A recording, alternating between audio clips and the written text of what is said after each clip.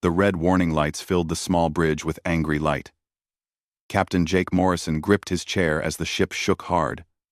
Metal screamed around him. The engine was dying. "Come on, girl," Jake said to his ship. Just a little more time. The UES Pathfinder had been his home for 3 years. He had explored 12 worlds with this ship. Now, she was falling apart around him. The main engine had blown out while he was checking the 7th planet in the Terra Delta system. 1 minute, everything was fine. The next minute, he was falling toward the planet with no power.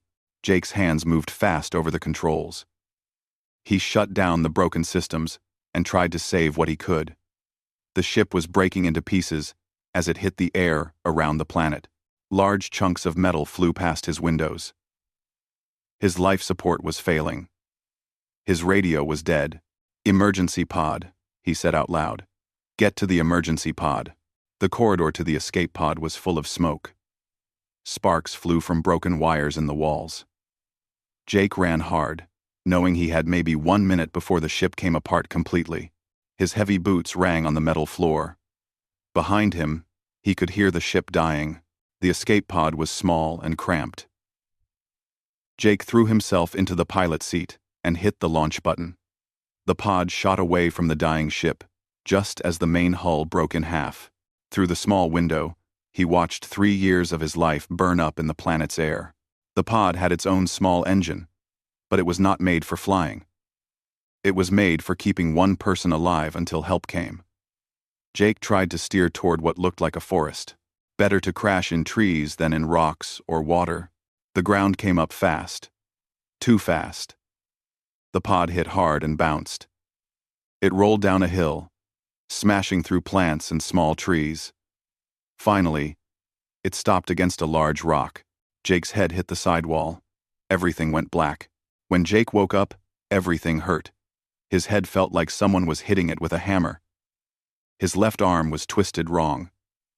The pod's computer said he had been unconscious for 3 days. The medical system in his suit had kept him alive and fixed the worst injuries while he slept.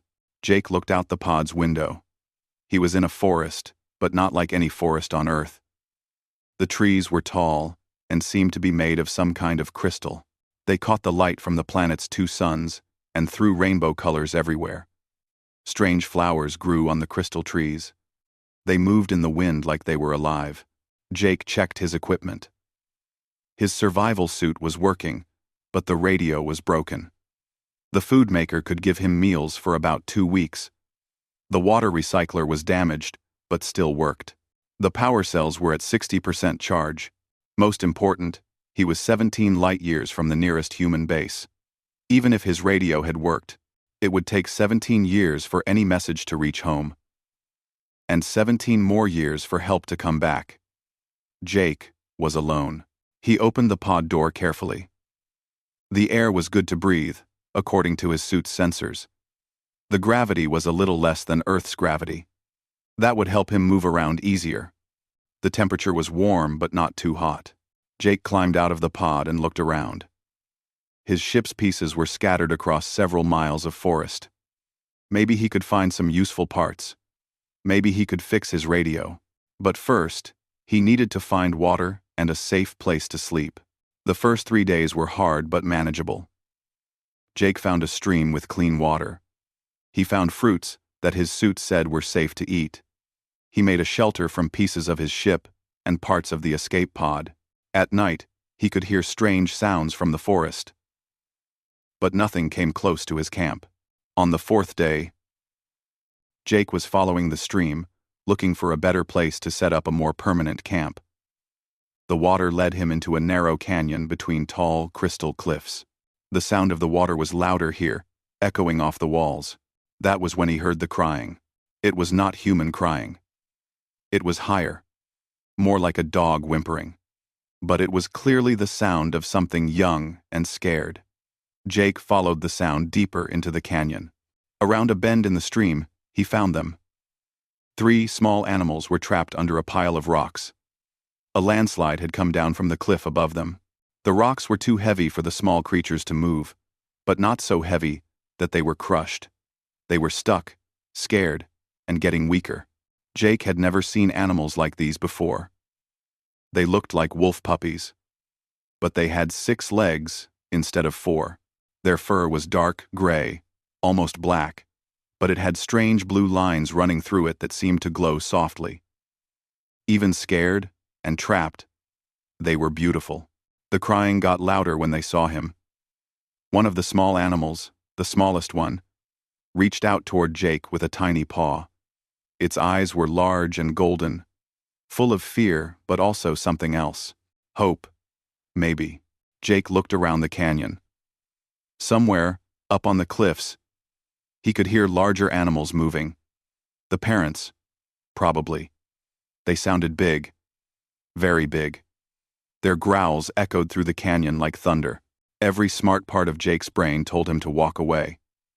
He was alone on an alien world with no way home. He could not afford to take risks. These animals might be dangerous. Their parents definitely sounded dangerous, but the smallest one kept reaching toward him with its tiny paw. It looked right into his eyes and made a soft sound that was almost like a human baby asking for help. Jake knelt down next to the rocks and started to work. Jake worked carefully with the rocks. Each stone had to be moved just right, or more rocks might fall down on the trapped cubs. His suit made him stronger than a normal human, but some of the rocks were still very heavy. Sweat ran down his face inside his helmet. The growling from above got louder. Jake looked up and saw 2 huge shapes moving on the cliff edge. The parent animals were massive, bigger than any wolf that had ever lived on Earth. They were the size of elephants, with 6 powerful legs and the same glowing blue lines in their dark fur. Their eyes shone like golden lamps in the shadows of the canyon. The big wolves did not attack. They watched Jake work and made low rumbling sounds. Sometimes they would pace back and forth along the cliff edge. Jake could feel their eyes on him every second. One wrong move, and they would find a way down to him. But they seemed to understand what he was doing. They were smart enough to know he was trying to help their young. After 2 hours of work, Jake moved the last big rock. The 3 cubs crawled out from under the pile, shaking dust from their fur. They were not hurt badly, just scared and tired. The largest cub, about the size of a small dog, stood up and shook itself. The middle-sized one limped a little, but seemed okay. The smallest cub, the one that had reached for Jake, did something unexpected. Instead of running away or calling for its parents, it walked right up to Jake and pressed against his leg. It looked up at him and made a soft sound like a cat purring. Jake knelt down and carefully touched the cub's head. Its fur was incredibly soft, and the blue lines in it felt warm under his gloved fingers. The cub closed its golden eyes and leaned into his touch. "Well, hello there, little one," Jake said softly. The sounds from above changed. Instead of growling, the parent wolves were making different noises. Jake looked up and saw them climbing down the cliff face. They moved like giant cats, finding holds in the rock that Jake could not even see. In minutes, they were on the canyon floor. Up close, the adult wolves were even more impressive. The male was almost 12 feet long, not counting his tail. His mate was slightly smaller, but looked just as dangerous. Both of them had scars on their faces and legs from old fights.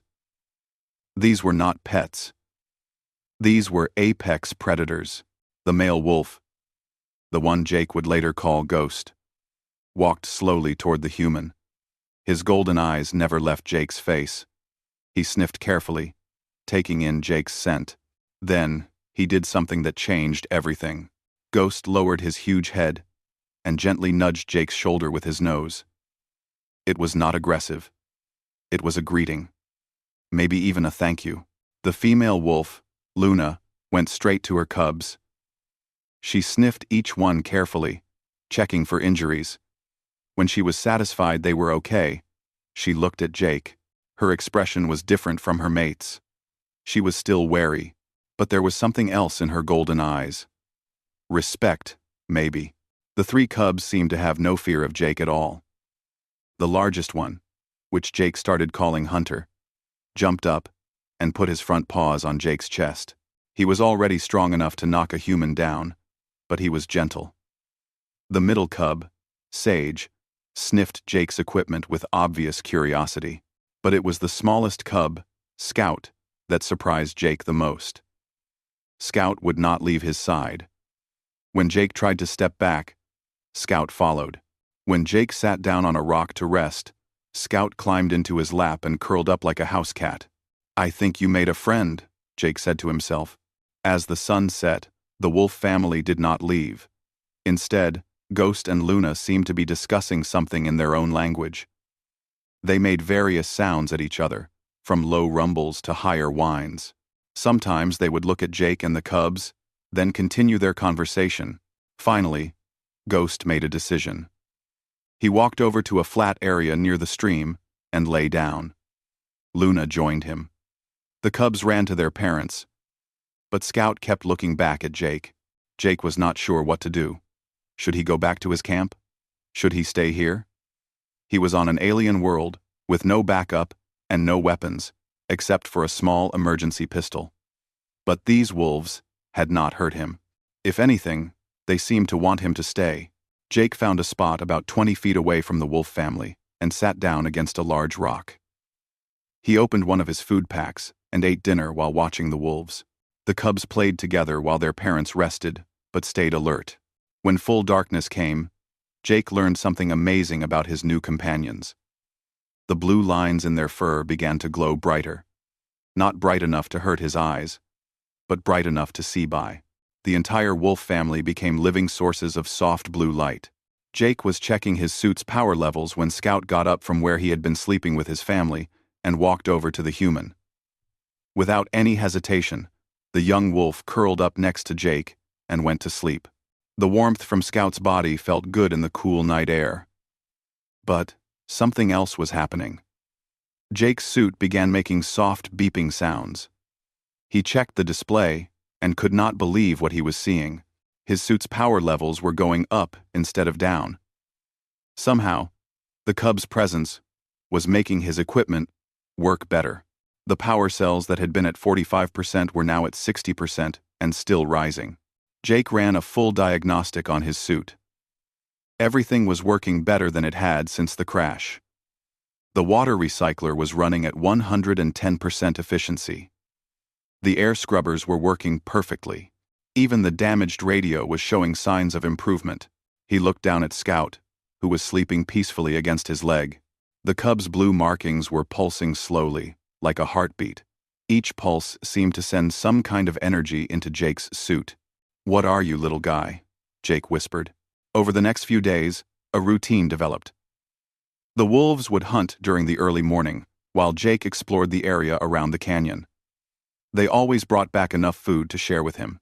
The fruits and roots they found were better than anything in his emergency supplies. Ghost and Luna began teaching Jake about their world in simple ways. They would lead him to clean water sources and show him which plants were safe. When dangerous animals were nearby, they would position themselves between Jake and the threat until it passed. The cubs were growing fast. In just a week, they were noticeably larger and stronger. But Scout remained bonded to Jake. The young wolf had learned to understand some human gestures and seemed to know when Jake needed help with something. One morning, Jake was trying to repair a broken component from his radio. He needed a specific type of crystal to fix the circuit. Scout watched him work for a few minutes, then trotted away into the forest. An hour later, Scout came back carrying exactly the right type of crystal in his mouth. It was perfect for the repair Jake needed to make. "How did you know?" Jake asked, taking the crystal. Scout just wagged his tail and settled down to watch Jake work. That night, as Scout slept beside him and the adult wolves kept watch nearby, Jake realized something important. He was no longer just surviving on this alien world. He was becoming part of something bigger. He was becoming part of their family. And for the first time since his ship had crashed, Jake started to think that maybe being stranded here was not the worst thing that could have happened to him. 3 months had passed since Jake's ship crashed. The cubs were now the size of large dogs, but they still acted like puppies around him. Scout had become Jake's constant companion, never leaving his side for more than a few minutes. The young wolf had learned to respond to simple commands and seemed to understand human emotions better than most Earth animals. Jake's communication equipment was slowly improving with Scout's help. The wolf had an amazing ability to find exactly the right materials Jake needed for repairs. Crystals, rare metals, even specific types of plants that could be processed into conducting materials. It was like Scout could sense what Jake's technology needed to work properly. But Jake was learning that the wolves were much more than intelligent animals. They had a complex society with rules and traditions. Ghost and Luna were part of a larger pack that controlled this entire region of the forest. Jake had met some of the other pack members over the weeks. Each wolf had distinct personality and a specific role in the group. There was Storm, an old male with silver streaks in his dark fur. He seemed to be the pack's memory keeper, the one who knew all the old stories and traditions. There was River, a female who was an expert tracker and scout. And there were others, each with their own skills and place in the pack hierarchy. But Jake had also learned that the wolves were hiding something. Sometimes, usually at night, the adults would gather in groups and have long conversations filled with sounds Jake had never heard before. They would look toward a specific part of the forest, an area they had never taken him to explore. When Jake asked about it by pointing in that direction, the wolves would become agitated and guide him away. The answer came on a night when the ground shook. Jake was sleeping with Scout curled against his side when a deep rumbling woke him. It was not an earthquake. This was different. Like machinery starting up after a long sleep, all the wolves were awake instantly. Their fur stood up on their backs, and their blue markings began glowing much brighter than normal. Ghost let out a howl that was unlike any sound Jake had heard him make before. It was deep and mournful and full of warning. Other howls answered from across the forest. The entire pack was responding to something. Luna came over to Jake and Scout. She nuzzled Scout gently, then looked at Jake with an expression he had learned meant, "Follow me." But when Jake started to get up, she growled and pushed him back down. She wanted him to stay put while she went somewhere else. "No way," Jake said firmly. "If there's danger, we face it together." He had learned enough of the wolf's body language to make his meaning clear. Luna looked frustrated but did not try to stop him when he stood up. Scout immediately moved to Jake's side, ready to go wherever his human companion went. Ghost led the way deeper into the forest, toward the area the wolves had always avoided. Luna and several other adult wolves formed a protective circle around Jake and the cubs. They moved fast through the crystal trees, following paths that Jake could barely see in the darkness. After an hour of travel, they reached their destination. Jake stopped and stared in amazement. In front of them was a massive crater in the earth, at least a mile wide. The crater was filled with structures that were clearly not natural. Buildings made of black metal rose from the crater floor like the bones of some giant creature. Lights flickered deep within the structures, and the rumbling sound was much louder here. But what impressed Jake most were the wolves. Hundreds of them surrounded the crater's edge. All of them had the same dark fur and glowing blue markings, but many were much larger than Ghost and Luna. Some were almost the size of houses. They sat like living statues, their eyes fixed on the crater below. "Guardians," Jake whispered, finally understanding. Ghost led Jake to a specific spot on the crater rim where an ancient wolf sat alone. This wolf was enormous, even compared to the other large wolves. His fur was streaked with silver and gold, and the blue markings on his body formed complex patterns that seemed to move and shift in the light. This was Elder Fang, the pack's oldest leader. Elder Fang looked at Jake with eyes that held centuries of wisdom and sadness. Then he did something that changed Jake's understanding of everything. The old wolf placed one massive paw on Jake's forehead. Suddenly, Jake's mind was filled with images and sounds that were not his own. He was seeing through Elder Fang's memories, experiencing the history of this place through the wolf's ancient knowledge. Jake saw the crater as it had been long ago, before the wolves came. A civilization of tall, thin aliens had built a massive mining operation here. They had been stripping materials from the planet's core, trying to harvest rare elements for their dying homeworld. But their mining had awakened something dangerous. Deep beneath the planet's surface was a type of virus that could transform any organic matter into raw materials. The aliens had accidentally released this virus during their mining operations. Realizing their mistake, the dying alien civilization had done one last desperate thing. They had genetically modified the local wolf population, giving them the ability to generate specific electromagnetic frequencies that could keep the virus dormant. Then they had programmed their mining equipment to shut down if the virus was detected, but only if the guardian wolves were present to maintain the suppression field. The wolves had been fulfilling this duty for thousands of years. They were the guardians of the gate, keeping an ancient evil locked away beneath the planet's surface. But now something was changing. The rumbling from below was the sound of automated systems waking up after centuries of sleep. And Jake's technology was the reason why. The electromagnetic signature from his crashed ship and his repair efforts had been detected by the ancient sensors. The alien mining equipment thought a new spacefaring civilization had arrived, and it was programmed to eliminate any potential threat to its original creator's homeworld. Massive machines were rising from deep underground. They would scan Jake's technology and identify it as human-made. Then they would launch viral spores into orbit, where they would eventually spread to every human world they could find. Unless the wolves could stop them, Elder Fang removed his paw from Jake's forehead, and the visions ended. Jake staggered, overwhelmed by what he had learned. Scout pressed against his leg, offering comfort and support. "You've been guarding this place for thousands of years," Jake said to the ancient wolf. "And now my presence is going to destroy everything you've worked to protect." Elder Fang made a sound that was almost like a human sigh. Then he looked out over the crater, where more lights were beginning to flicker in the ancient buildings.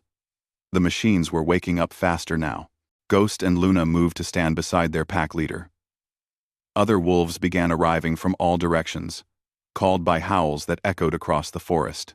The entire regional pack was gathering for what might be their final battle. Jake looked at Scout, who was watching the crater with intelligent eyes that seemed to understand the danger they all faced.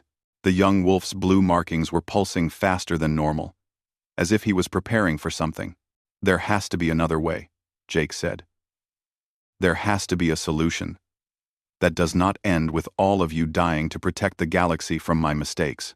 Scout looked up at Jake and made a soft sound that the human had learned meant, "Trust me." Then the young wolf walked to the edge of the crater and sat down beside Elder Fang, his glowing markings beginning to synchronize with those of the ancient guardian. In the distance, the rumbling grew louder as more machines awakened in the depths below. The ground shook harder as massive platforms began rising from the crater floor. Jake watched in horror as ancient machinery emerged from underground chambers that had been sealed for millennia. The platforms were covered with scanning devices and weapons that looked like nothing he had ever seen before. The wolves around the crater rim tensed. Their blue markings flared brighter as they tried to maintain the electromagnetic field that kept the virus dormant. But Jake could see the strain on their faces. Some of the older wolves were already showing signs of exhaustion. Elder Fang stood and walked closer to the crater edge. The ancient wolf's markings began forming new patterns, more complex than anything Jake had seen before. Other pack leaders joined him, their combined bio-electromagnetic output creating a dome of blue light over the crater. But it was not enough. The alien machines had been built to overcome the wolves' suppression field once they detected a new spacefaring threat. More platforms rose from the depths, their sensors sweeping across the forest above. When they found Jake's crashed ship debris, alert signals began flashing throughout the underground complex.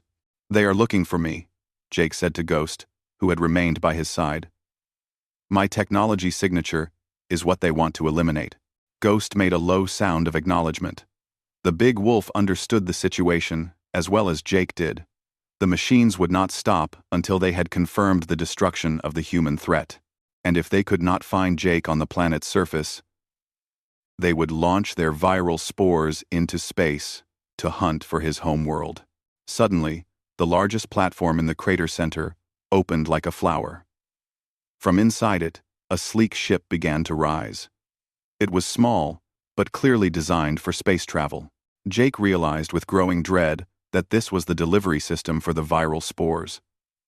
Once it reached orbit, it would begin scanning for any electromagnetic signatures that matched Jake's technology.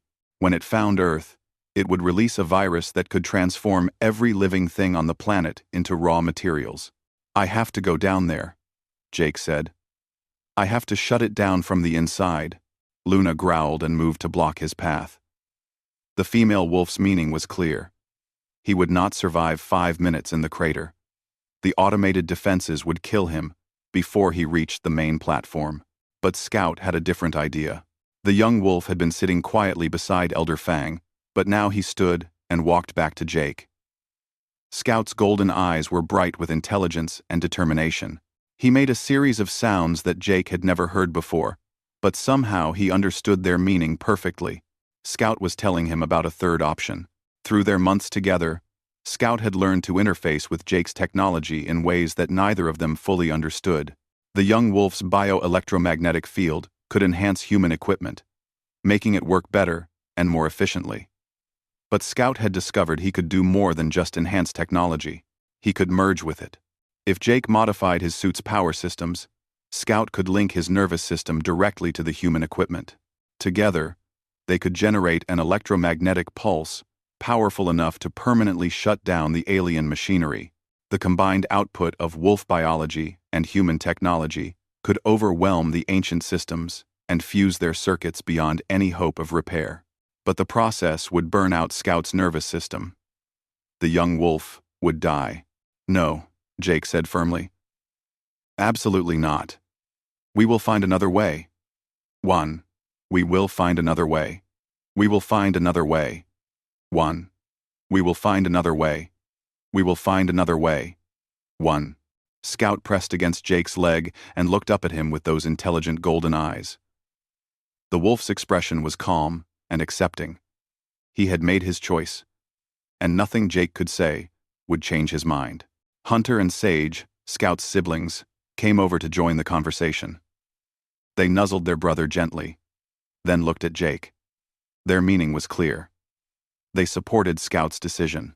This was what Guardians did. They protected others, even if it meant giving up their own lives. Elder Fang approached the group. The ancient wolf placed his massive head against Scout's much smaller one, sharing some kind of communication that Jake could not understand. When they finished, Elder Fang looked at Jake with an expression of profound sadness and respect. The old wolf was telling Jake that Scout was ready to take his place as a guardian. That this was the moment Scout had been born for. That refusing to let him fulfill his purpose would be a disservice to everything the pack had fought to protect for thousands of years. In the crater below, more ships were beginning to emerge from hidden silos. The alien machines had detected Jake's presence and were preparing to launch a full-scale extermination protocol. If even one ship reached orbit, humanity would face extinction within decades. Jake knelt down beside Scout and placed his hands on either side of the wolf's head. "Are you sure about this, boy? Really sure?" Scout's tail wagged once. Then he pressed his forehead against Jake's helmet and made a soft sound that somehow conveyed courage, love, and farewell all at once. Tears ran down Jake's face inside his helmet. He had never expected to find family on this alien world. But that was exactly what had happened. And now family was asking him to help them make the ultimate sacrifice. "Okay," Jake whispered. "Let's save the galaxy." Jake's hands moved quickly over his suit's control panel, rerouting power systems and opening up the bioelectromagnetic interface ports he had discovered months earlier. Scout watched calmly as Jake prepared the connection that would link the wolf's nervous system to human technology. Around the crater rim, hundreds of wolves began howling. Not the mournful cries Jake had heard before, but something else. Songs of honor. Songs of remembrance. They were singing for Scout, celebrating a young guardian who was about to join the ranks of heroes who had given everything to protect others. Hunter and Sage moved to stand on either side of their brother. Their own bioelectromagnetic fields began synchronizing with Scout's, ready to support him in his final act.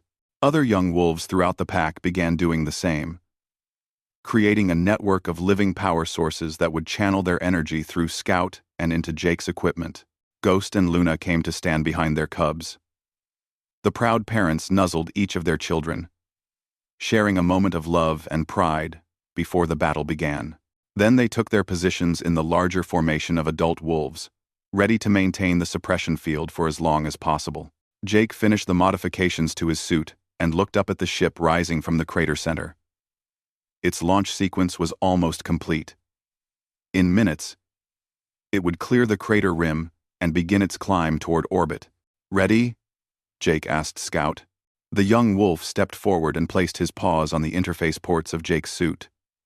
Immediately, power readings across all systems began climbing toward dangerous levels.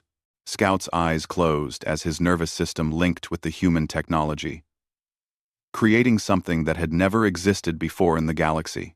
A perfect merger of biological and technological power, guided by the love between two different species who had learned to trust each other completely. "Let's do this," Jake said. Power flowed through Jake's suit like nothing he had ever experienced.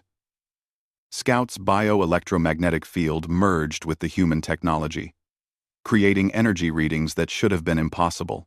The young wolf's body trembled as his nervous system interfaced directly with Jake's equipment, but his golden eyes remained calm and determined.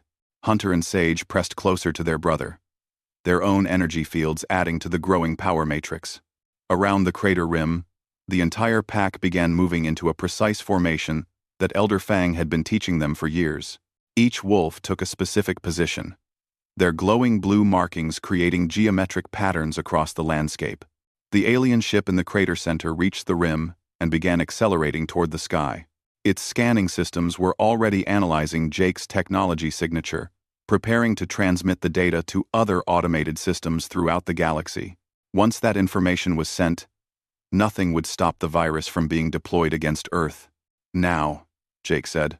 Scout opened his eyes one last time and looked at Jake with an expression of perfect trust. Then the young wolf pushed every bit of energy his body could generate into the merged system.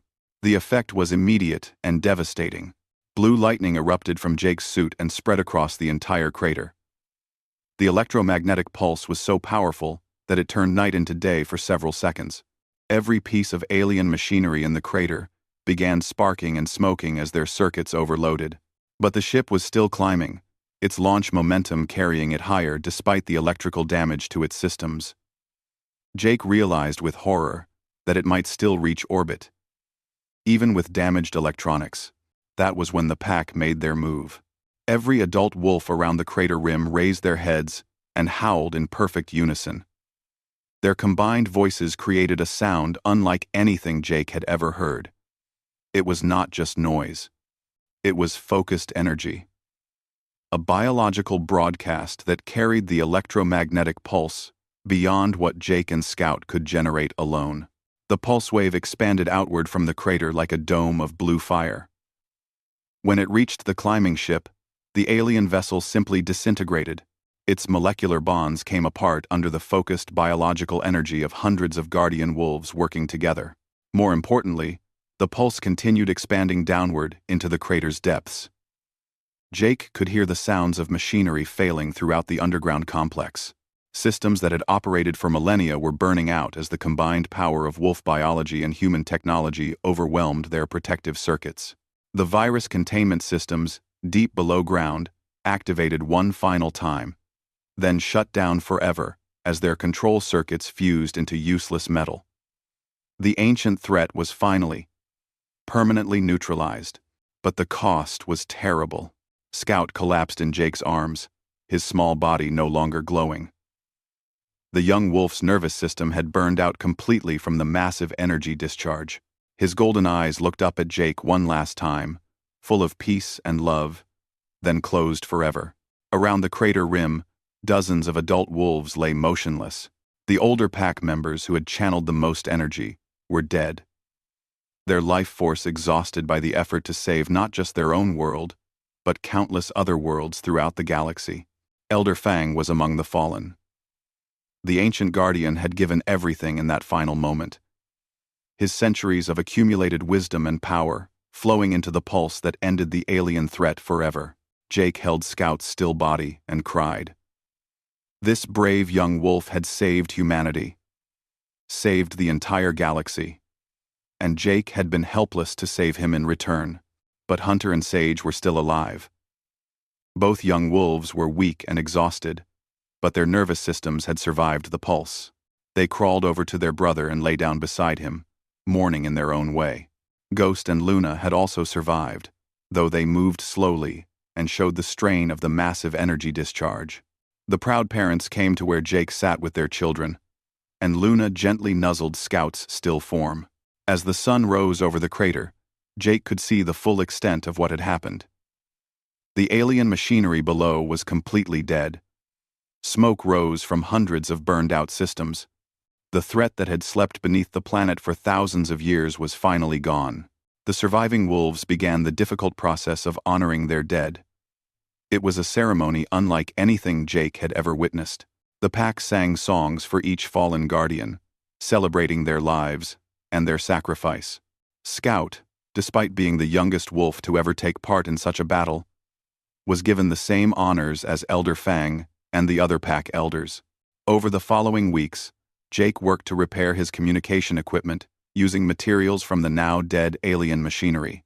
The bio-electromagnetic enhancement that Scout had taught him continued to work, though at a much lower level. The young wolf's sacrifice had permanently changed Jake's technology in ways he was still discovering. When Jake finally made contact with human space, his rescue was assigned high priority. But the ship that arrived 3 years later found something they had not expected. Jake had not just survived on the alien world, he had become something new. His technology was unlike anything human science had ever seen. Enhanced by alien biology, in ways that opened up entire new fields of research. More importantly, he had learned to communicate with an intelligent species that humanity had never encountered before. The wolves, changed by their experience with human technology, had also evolved. Hunter and Sage showed abilities their parents had never possessed. They could interface directly with human computers and seemed to understand complex technical concepts. The pack had not just survived their encounter with humanity. They had adapted and grown stronger. Jake chose to remain on the planet, now officially designated as Terra Delta 7, but known to its inhabitants as Guardian's home. He established humanity's first xenobiological research station, with himself as the permanent liaison between humans and wolves. The research station grew into a small settlement over the years. Human families came to live and work alongside the wolf packs. Children grew up playing with wolf cubs, learning that friendship could cross the boundaries between species. The settlement's security was maintained by joint patrols of human soldiers and wolf guardians. The wolves taught humans about biological enhancement of technology. Humans taught wolves about advanced engineering and space travel. But the most important lesson learned by both species was about sacrifice and guardianship. A memorial was built at the crater's edge, honoring the wolves who had died to save the galaxy from the ancient threat. Scout's name was carved in both human letters and wolf symbols at the center of the monument. Below his name was a simple inscription in both languages. A guardian's love knows no boundaries. Every night, Jake would visit the memorial and remember the young wolf who had chosen to save everyone he had never met. Hunter and Sage, now fully grown, would often join him there.